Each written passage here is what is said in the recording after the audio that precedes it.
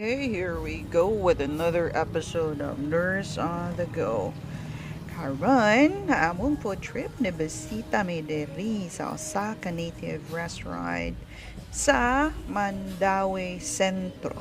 This is Messy Bites. So, ang ilang gi-feature diri na mga food is kanang traditional nato na makitaan sa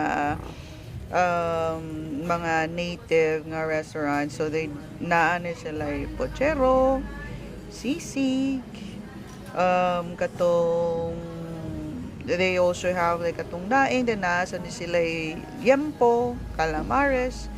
Nasa na sila ribs, pero by the time we went there, out of stock sila, including sa ilahang katong burger. Then, nasa ni sila selection sa ice cream, ilahang shake, and as well as kanilang specialty nga tam-tam special. Pero, it looks like, kuha na siya, siya halo-halo, nga gibutang lang yun siya sa kanang buko nga kanang plating. So, mo ni ilahang ko nasa ni sila yung mga savors, ilang sizzling, nya kani among gi-order is ang ilahang bangus. It can be grilled, pero however katong that time nga dito mi is fried ra kuno pwede.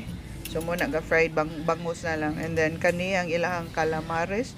Barato ra ilang calamares for this type of serving, murag 200 ra ni siya kapin. Awa unsa kadaghan. And kanay pod ilang pochero, ang ganahan ni Mother Anino kay daghan kuno kaayo ug utanon. Di siya pareha sa ubang pochero nga sabaw ra gyud ug ang unod ug ang bukog. Pero kani siya kay naa gyud siya iyahang nasi, naa siya saging, naa siya iyahang mais, and then kani ang ilang chicken skin, which is also lami pa nilang chicken skin, crunchy. Di sad ka mahay, lami po siya. And then ang kaning ilahang pork belly,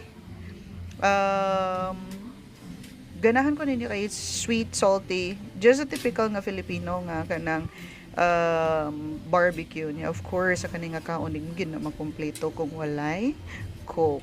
Oh, baka naman. Alright, coke baka naman. Okay, sige. So kani ang ilahang pochero.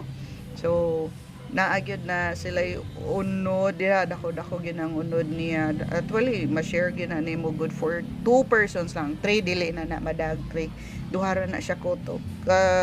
And then kani ilang sisig, lami sa dang ilahang sisig. So why don't you come and visit Messy Bites sa mga labinas mga taga Mandaue? Let's support our own. Naragid ni sila diri sa sentro. Unahan lang kamay sa simbahan. Kuan ra na siya, inig straight ni mo ana niya nga road kana siya disi, inig straight ni mo ana nga road. Unahan na nagamay ang simbahan na sa St. Joseph.